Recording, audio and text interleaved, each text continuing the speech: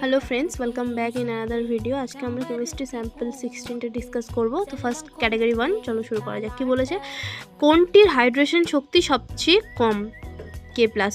কোন যৌগটির জ্যামিতিক সমবায়তা দেখায়? অপশন বি হয়ে যাবে রাইট অ্যান্সার। কোনটি আলোক সক্রিয়? Lactic acid. এই যে দেখো, এই যে বিক্রিয়ায় বলেছে পরিবর্তনের সি পরমাণুর সংক্রায়ন পরিবর্তন sp2 থেকে sp3। 43 পারমাণবিক সংখ্যার মৌলের একই শ্রেণীর পূর্ববর্তী মৌলের ইলেকট্রন বিন্যাস 3d5 4s2।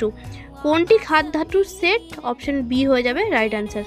দ্বিতীয় আয়নীয় ভবন এর ক্রম? Option C.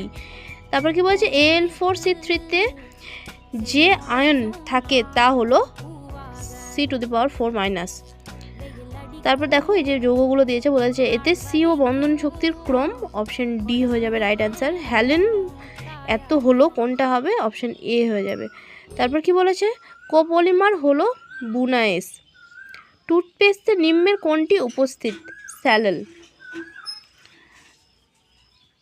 একটি দ্রবণে দ্রাবের আণবিক গুরুত্ব W যদি মোলারিটি M হয়, মানে ক্যাপিটাল M হয়, এবং মোলালিটি স্মল m এবং দ্রবণের ঘনত্ব D gram centimetre to the power -3, তবে কোনটি ঠিক? অপশন ডি হয়ে যাবে রাইট অ্যান্সার। তারপর কি বলেছে দেখো?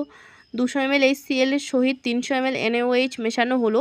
HCl এবং NaOH এর pH যথাক্রমে 2 এবং 12।